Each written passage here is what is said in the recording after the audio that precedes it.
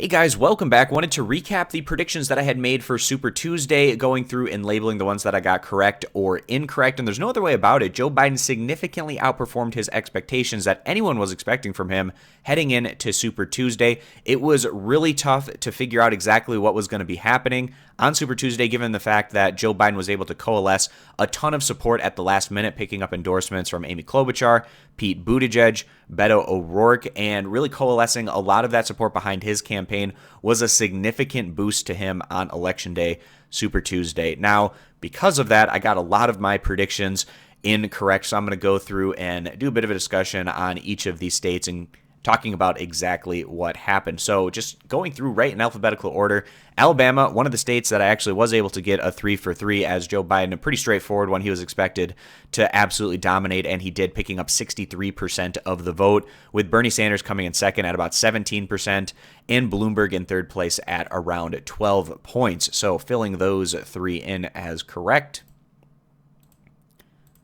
And really, a lot of the cases where I made incorrect predictions, it was having Bernie Sanders right above Joe Biden in a first to second place scenario where Joe Biden ended up getting past Sanders, and in a number of instances by actually quite a decent margin in some of these states.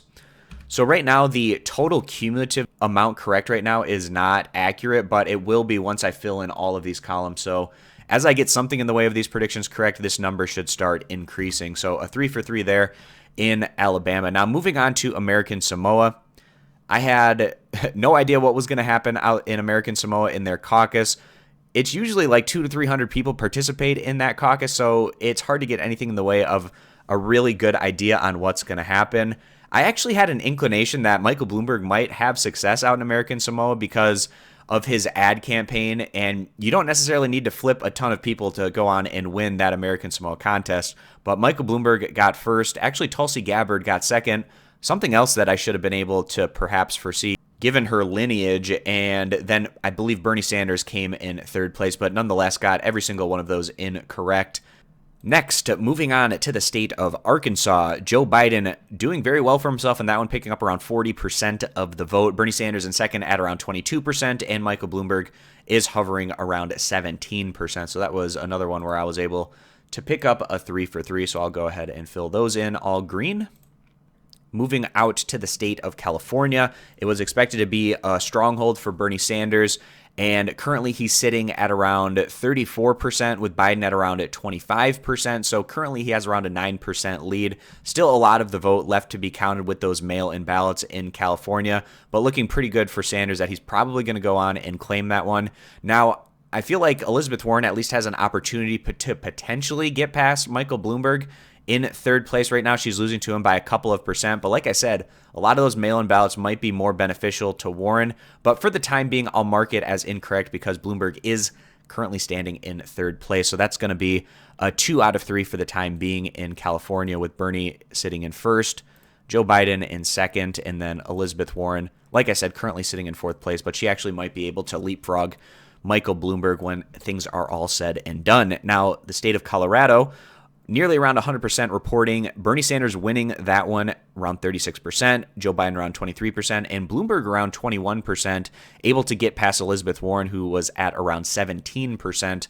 So was able to get Bernie and Joe Biden, and then Elizabeth Warren was incorrect. And then the state of Maine was really shocking to me. I felt like the Northeast was pretty straightforward for Bernie Sanders to do quite well in, especially when we look back to the New Hampshire primary, for instance, Bernie Sanders finishing in first place, and then you had Joe Biden finishing way back in fifth place. So I figured that this was going to be a region of the country that Biden was not going to have much success, but I think the Buttigieg and Klobuchar endorsements played a significant role in him coming through in the state of Maine. Now, it actually hasn't been officially called in some resources, but it does look like Joe Biden is probably going to go on and win this one. He has around a 1 percentage point lead over Bernie, with 90% of the precincts reporting. So it would be difficult for Bernie to close that gap and get past Biden with not much of the vote left to go. But if it does change, I will change these particular recapped results. But Joe Biden is at around 34%, Bernie around 33%, and then Warren is a little bit above 15 percentage points. So that's just going to be a 1 for 3 at this point in time. Maybe it changes, but most likely it probably will not. And one of the more surprising results, in my opinion, that we saw last night. And then Massachusetts, another surprise up there in the Northeast, where if somebody would have said Elizabeth Warren was going to finish in third place, I would have said no brainer, that's going to be a Bernie Sanders victory, but that did not end up happening, with Joe Biden sitting at around 33%, Sanders at around 27%, and then Elizabeth Warren actually back in third place in the state where she is a senator from, sitting at around 22%. We have around 87% of the precincts reporting, so that's pretty much locked in on what first, second, and third place are going to be, so all of those ended up being incorrect. And then the state of Minnesota, another one of these instances, especially with Klobuchar stepping down, I felt like this clearly opened the door for Bernie to have success in a state where he was able to clean up back in 2016. It was a caucus back then, so a bit different of a scenario, but the Klobuchar endorsement of Joe Biden probably made quite a bit of a difference. Joe Biden going on and winning that one, sitting at around 39%. Bernie is at around 30%. And then Warren is at about 15%, just getting over that 15 percentage point threshold. So that is one where I got just 1 out of the 3 correct. And then North Carolina, a significant, strong performance for Joe Biden. He picks up around 44%. Bernie's around 25%, so a 19-point win there for Biden. And then Bloomberg is in third place at about 13%, with Warren at around 11%. That was a 3-for-3 scenario. And then Oklahoma, this is one that I kind of went out on a little bit of a limb, but Bernie Sanders did quite well in Oklahoma back in 2016, so it wouldn't have been out of the realm of reasonability to think that he could pick it up this time around. But Joe Biden, very strong performance from him. He was up around 39%, with Bernie at around 25%. And then Bloomberg is at around 14%. So that was one where I was able to pick up just 1 out of 3 correct.